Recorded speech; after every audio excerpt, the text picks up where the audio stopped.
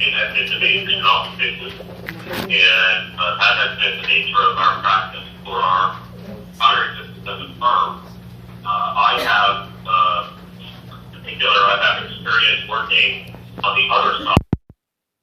In earlier years, I was at a different law firm, and I represented a variety of different companies, including towns, cities, and other local agencies like sewer authorities and agencies like that. And then that work involved in many things for them.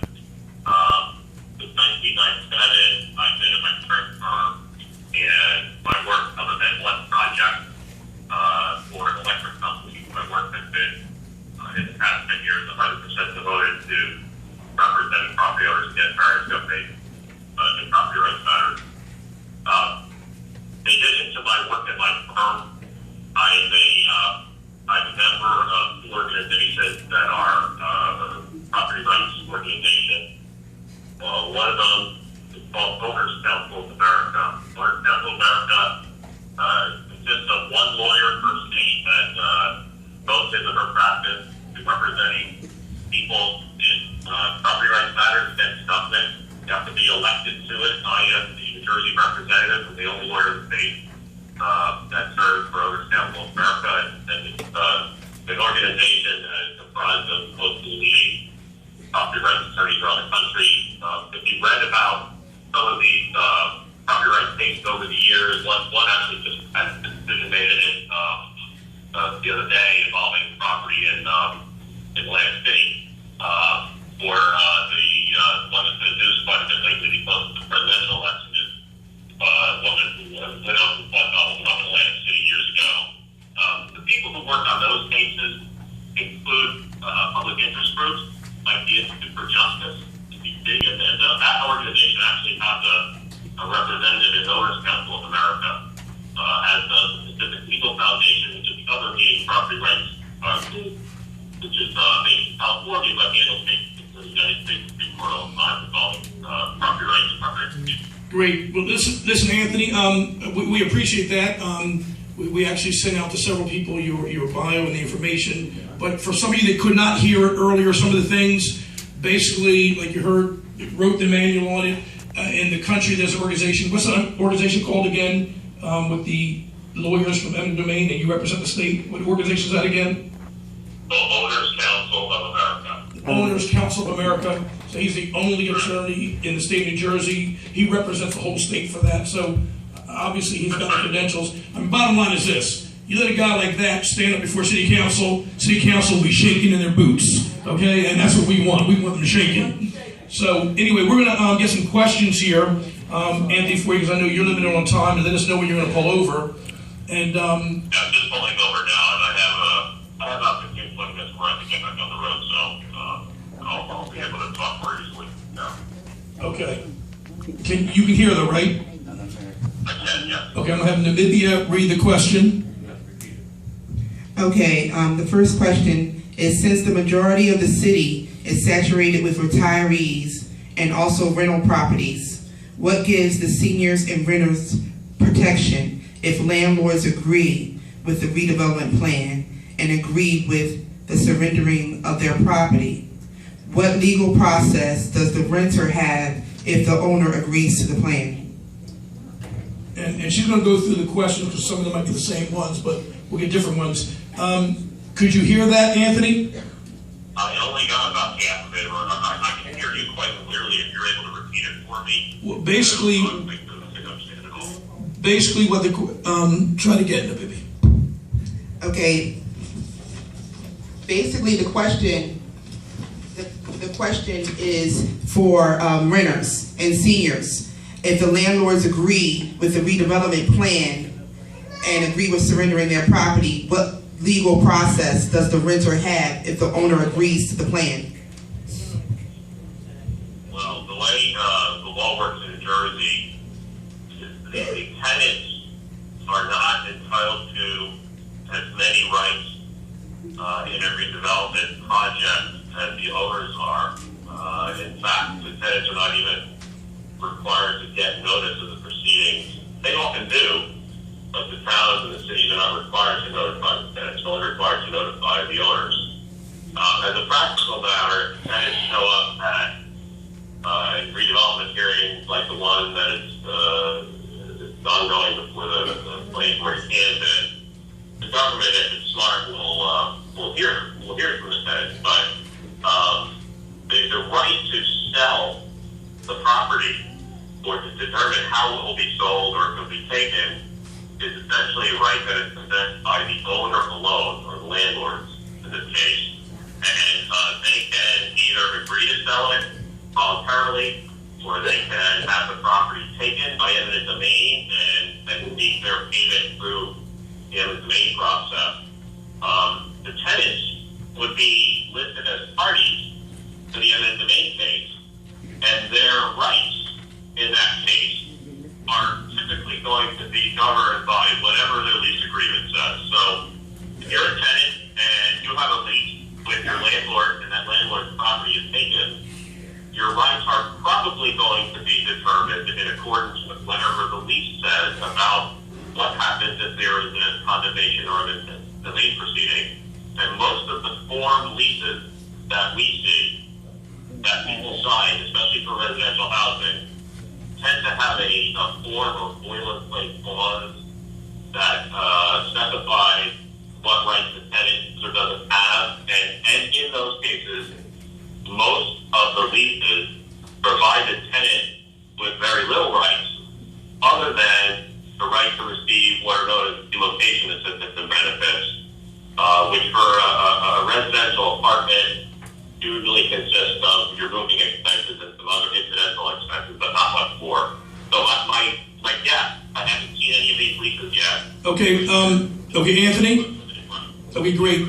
I mean, basically, that's why all the homeowners in that area, for those that are seniors and those that are renters or tenants, we have to fight this thing for ourselves, but also for those tenants, okay? We have to do it. Listen, a couple more questions here. Anthony, just real quick for some of the homeowners that are here.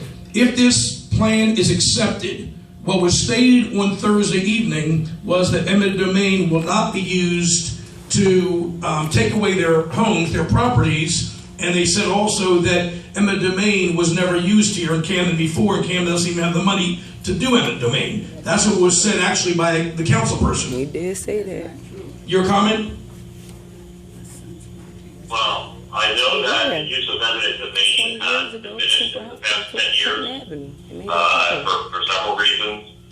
But eminent domain is still allowed for redevelopment purposes in New Jersey. And if a local government agency like a city, if the city Camden, wants to go through a redevelopment process, it has to decide whether it wants to use redevelopment with eminent domain or redevelopment without eminent domain. And here, there are two options based upon a law that was adopted just about 2 years ago. And I actually was part of the team that created the law and proposed it to the legislature, giving the town the option to decide if it wants to use eminent domain or not. Here, Camden has gone through this part of the process, and it is reserving the right to use eminent domain. If it wants to make the redevelopment area a non-condemnation redevelopment area, it could. But if it doesn't clearly state in the approval that it makes of this process that it is not using eminent domain, then it can. And we see very frequently promises from government officials to say, oh, we're not going to use eminent domain, but then if you read the paperwork that they approved in their resolutions or their ordinances, they in fact do have the power of eminent domain. It has to be very clearly specified whether they are or are not going to use it in the approval document. So far here, they have set that up as eminent domain project, not a non-eminent domain project. Mm-hmm. All right, so just so I can be real clear, one second, Anthony, so we can be real clear, what Brother Roy read on Thursday, what Sister Namibia made reference to, what Olga made reference to this morning, that law from 2013, he's one of the architects and contributors and the one that presented that to legislation. By the way, that law passed in Assembly and Senate Only one person rejected it in the Assembly. Only one person said no in Senate. It passed with everybody saying yes, yes, yes. And the governor signed off on it within a week. Okay, and that's the legislation that he presented to Senate and Assembly. Which, by the way, if you heard what I heard on Thursday, they said no. Somebody asked a great question. Can you do redevelopment without eminent domain? Remember what they said? Yeah. You can't do it. Right.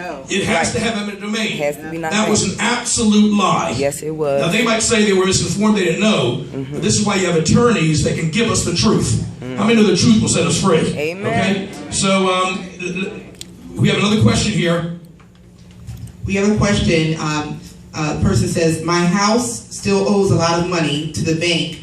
Will the bank go over me and sell my home to the city? Were you able to hear that?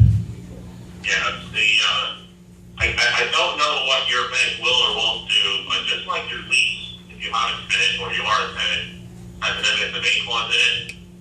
If you have a mortgage, the bank will have a provision in that mortgage agreement that talks about eminent domain, and almost all the time, the bank will reserve the right to participate in the eminent domain proceeding. So let me just give you an example of how it works. Let's say you own a piece of property and it's worth $200,000, and you have a mortgage on it, and the mortgage is $125,000. If the government comes in and offers you $200,000 for your property and uses that to maintain it, the bank and you, the owner, would both be defendants in the eminent domain case, and the bank would have the right to have the mortgage paid off, so they get the $125. You then get $75. And it would just be like a sale voluntarily to somebody, where you would use the proceeds of that sale to pay off the bank. So the problem occurs very often these days, because the real estate market has been unstable. The problem occurs when you have a situation where there's so much money owed on mortgage and so little money offered for the property that the situation is what we call underwater. So in my example, you have a $125,000 outstanding loan, but the government only offers you $100,000. But what happens? The bank is going to want that $100,000, and then they're going to come after you for what is known as efficiency, which would be that extra $25,000. This has got to change. So these problems are caused quite often in cases, and it does. If you do have a loan outstanding on your property, it can really complicate things, and the bank does have a right to participate in the eminent domain proceeding, and their mortgage agreement with you will specify the extent of your rights and their rights, and you have to look at that to determine what they are. So, Anthony, I know you know the Camden area. You're in an area, and if they have a beautiful home, they fix it up. I've talked to several homeowners here. They've invested money. They've taken out second mortgages. They've saved up money. They've taken from 401ks. They've done, refurbished their house. To them, that house is, 100, 150,000, but maybe the area is blighted, and when they do comparatives in the area, they might come in and offer a lowball them. That's what they're hearing. That's what they're scared of. Is that possible? Is that part of eminent domain? I would not be in business. My firm would not be in business if the government always offered fair prices to people for their property when they're going to take it. It's more often than not, the government will hire an appraiser who will give a low offer and try to acquire the property for a price that reflects lower than the market value. Under the law, the Constitution requires that you be made whole if property is taken by eminent domain.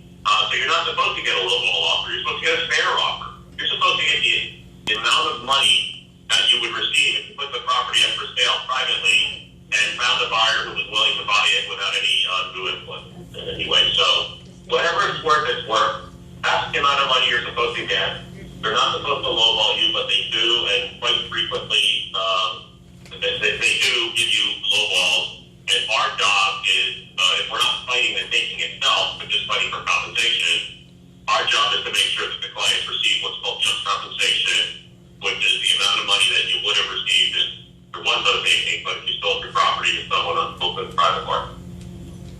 Anthony, we have another question here. Okay, the last question. How can we come together as a community to develop a rehabilitation plan that is indeed